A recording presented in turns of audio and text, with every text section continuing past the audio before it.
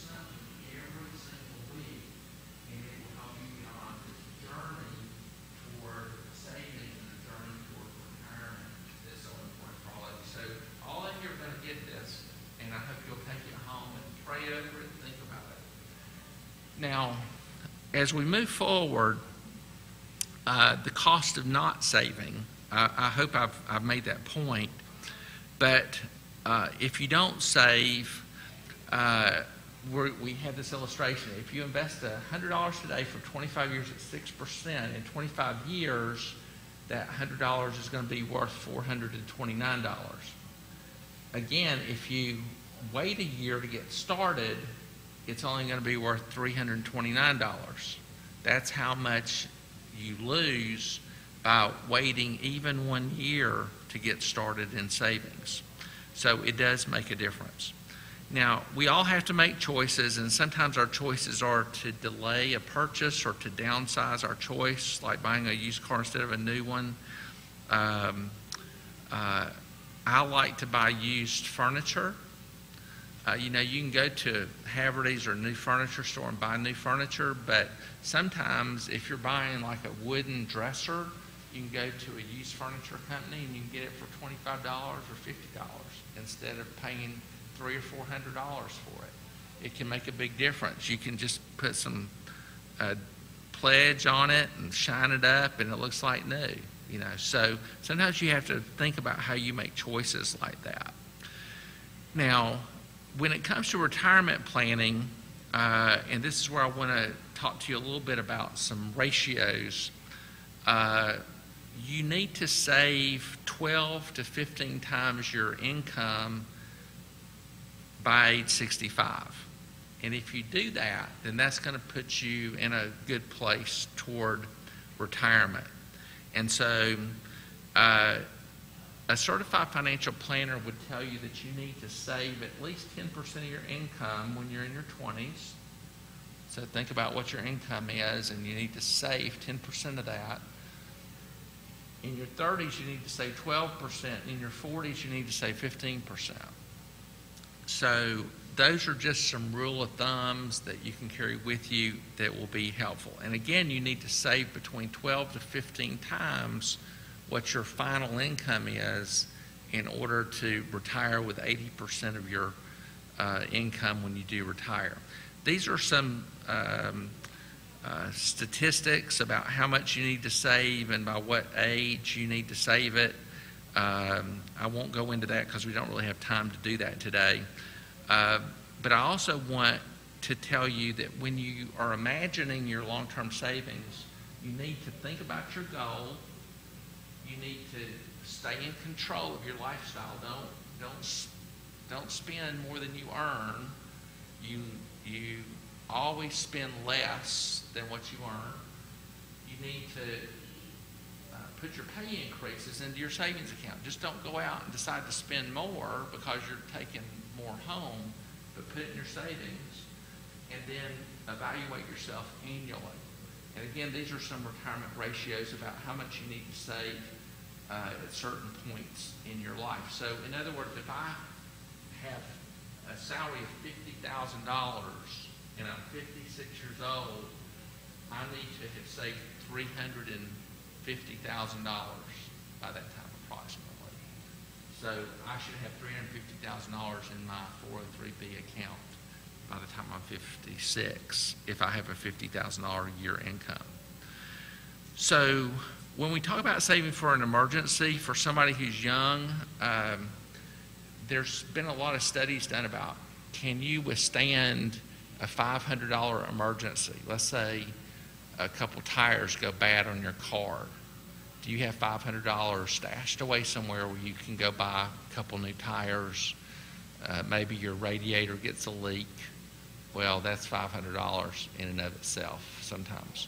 So how much money do you have saved for an emergency fund? They say the rule of thumb is to have 3 to 6 months of what your expenses are. That's the rule of thumb. So if your rent payment is $300 a month, even if you're in school, it costs you $200 a month for food. That's $500 a month.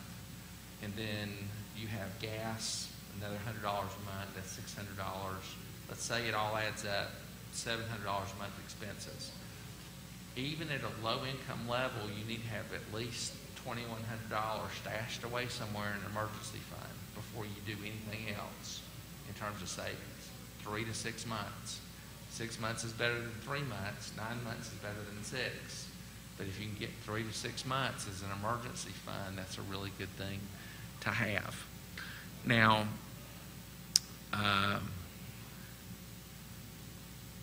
also want to note that if you do have an emergency fund, you need to be able to get to it without having to pay a penalty for your money. So sometimes if you purchase CDs, like a 5-year CD, they're going to take off your interest if you take it out early. So you need to have money that's easily accessible in case you do have an emergency fund. Now, I want to answer some of your specific questions, and then I also want to pass out some information about MMBB specifically to you concerning retirement. I had 2 children who have grad school loans, okay?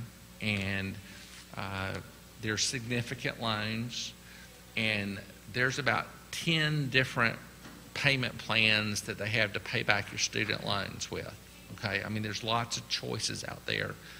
And it depends on the kind of loan you have as to how they let you pay it back.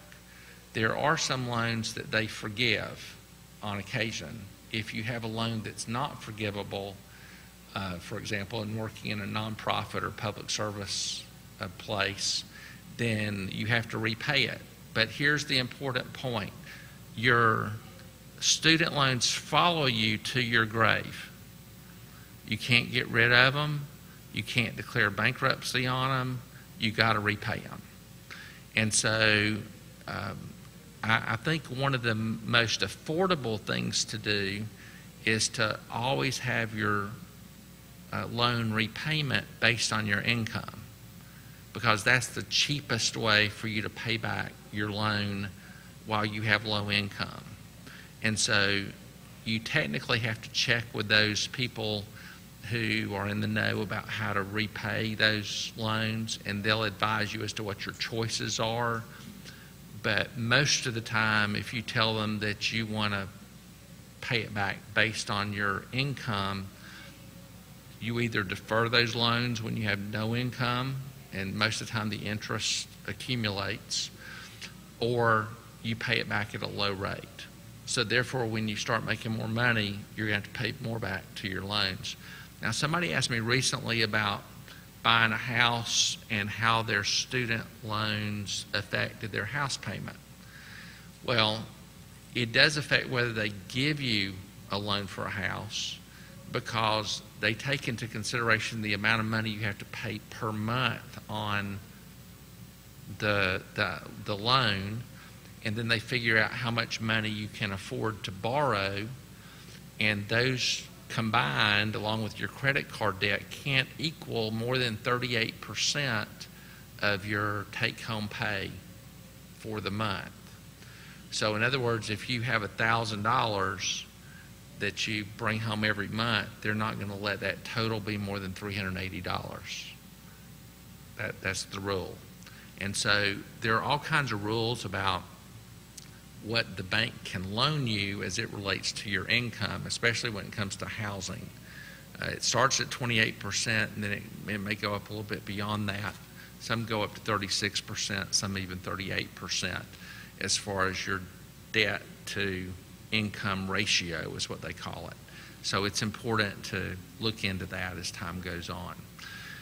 Again, for college students and surviving through seminary, you're just trying to survive month to month most of the time. And so the key is while you're surviving, you need to be saving. Have saving in your plan every week. Do a budget, help make that happen. Now, MMBB is in the retirement business, and again, we encourage ministers first to start out in the first churches. If you're a missionary and you're raising money, make sure you raise enough money to include money for your retirement. Now, that's something that some people don't think about, but it's very critical. Did you get this? No, I have some that are right. Okay, great. And so this is our comprehensive plan, and we offer retirement, disability, and life insurance. And what we do is we allow you to declare your income, and then we take 10% of that, and it goes to your premium payment, and then a portion of that goes to your retirement savings. And then there's another part that goes to pay disability insurance, and then another part that pays life insurance. So if you look at this first page that's here, if I just use $24,000 as an example, and you're 22 years old, you get 5 times $24,000 in life insurance, which is $120,000, okay? So if you're just starting out at MMBB and you go to a church for the very first time and your salary and compensation is going to be $24,000, you say, hey, I want you to participate with me in this plan, and your church or your nonprofit sends $200 a month on your behalf, and that will provide you with some life insurance and some disability insurance. If you become disabled, say you have a stroke, and you can't continue in your own occupation, then we'll pay 2/3 of that for 21 months. And then after 21 months, you get reevaluated, and the government may say, well, we think you're able to work now, so we will have to reduce our payment to 1/3 of that amount. But in general, what we do is we try to take care of you up through age 65 if you're permanently disabled, and while you are disabled, we're paying into your retirement account, which is a great benefit as well. We invest your money in one of 9 different investment funds, and again, these are long-term funds. We have some that are very conservative and some that are aggressive. You'll see in your packet the investment options, and these are from back in March, so these are dated, but you can go on our website at mmbb.org and you can find out the most recent numbers. So this is just an example, and it will give you a 1-year, 3-year, 5-year, 8-year, and 10-year analysis of how our funds have performed in the past. Our best performing fund over the last 10 years has been our equity index fund, and it's done around 12% over the last 12 years. That means if you had $100 with us, it would be worth $112 at the end of 1 year, and then multiply that times 9 more years, and it would have averaged that kind of an increase over 10 years. So that's been our best performing fund. Our balance fund is our most popular fund. About 80% of our ministers put their money in the balance fund. It has 60% stocks, about 30% bonds, and 10% of a tactical asset allocation in it. And that also has grown well and served our members well over a long period of time.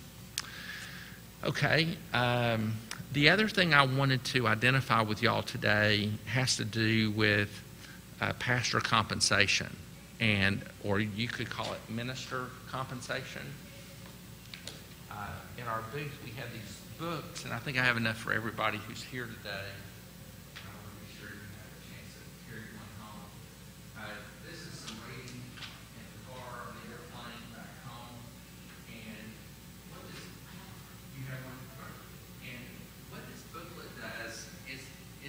Begins talking about what kind of compensation does a minister need. One of the great benefits from being an ordained minister is the government says we will allow you to have a housing allowance for which you don't have to pay taxes on. You have to pay Social Security taxes on it, but you don't have to pay income taxes on your housing allowance. And if you're in a church-based retirement program like MMBB, then when you get that money back, when you do actually retire, you don't have to pay taxes on it as long as you use it for housing-related purposes. So that money goes in tax-free, it grows tax-free, and it comes out tax-free. So that's a great benefit for ministers and missionaries to have, and something that, again, because you're going to be financially savvy, you're going to be able to take advantage of these rules that are out there that the government allows you to take advantage of, so you'll pay less taxes than other ministers who don't know this information. But what we want to try to do is be sure all your friends do have this information. We want to be sure they have access to this knowledge that can really assist them in stretching every penny, because as you're raising money to do ministry, you know, there's only so much money out there for sure, but you don't want to waste any of it. And so that's part of our reason is we want to help you do that. When you become a part of MMBB, we actually have certified financial planners who are able to assist you in developing your short and long range goals, and they're free. And so it doesn't cost anything for you to call them up and talk to them, and they can actually develop a plan for you. So when you get to that point in your ministry where you want to do a long-range plan, you can call MMBB up and we'll be happy to help you and assist you.